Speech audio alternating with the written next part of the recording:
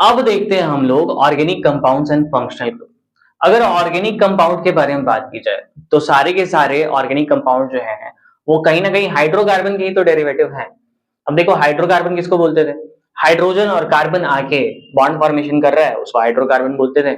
Alkane alkene alkyne ये सब जो अभी पढ़ रहे थे उसके अंदर क्या था? कार्बन था, हाइड्रोजन था, बस। होमोलोगस सीरीज के अंदर जो हम लोग एग्जांपल्स देख रहे थे या फिर पहले पढ़े कि अल्केन का जो जनरल फार्मूला है CnH2n+2, अल्कीन का CnH2n और अल्काइन का CnH2n-2। तो ये सारी चीजें जो हम लोग पढ़ रहे थे तो उसके अंदर कार्बन और हाइड्रोजन ही तो था। तो उसी हाइड्रोकार्बन की डेरिवेटिव से हम लोग ऑर्गेनिक कंपाउंड का फॉर्मेशन करते हैं। डेरिवेटिव्स मतलब क्या है कि देखो, जैसे मान लो कि जैसे मान लो इथेन है, तो इथेन है अपने पास, तो इथेन में से एक हाइड्रोजन हटा दिया, इथेन को बोलेंगे क्या?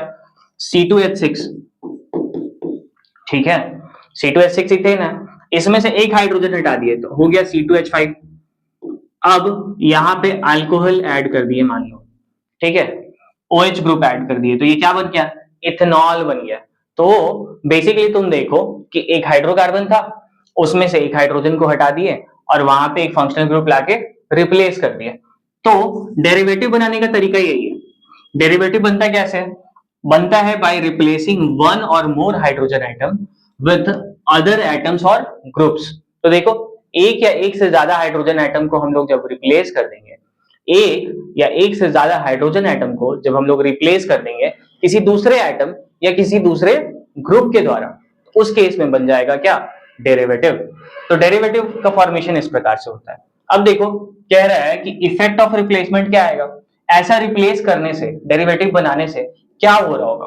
तो कह रहा है कि जो न्यू कंपाउंड फॉर्म करेगा ना, उसकी जो प्रॉपर्टीज होंगी वो डिफरेंट होंगी। किससे?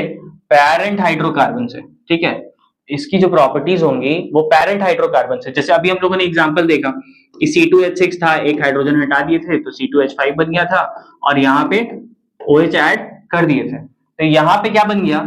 ये इथेनॉल बन गया। तो इथेनॉल की जो प्रॉपर्टीज होती हैं वो पेरेंट हाइड्रोकार्बन यानी इथेन से अलग होंगी। इस तरह की बातें यहाँ पे हो रही है। ठीक है,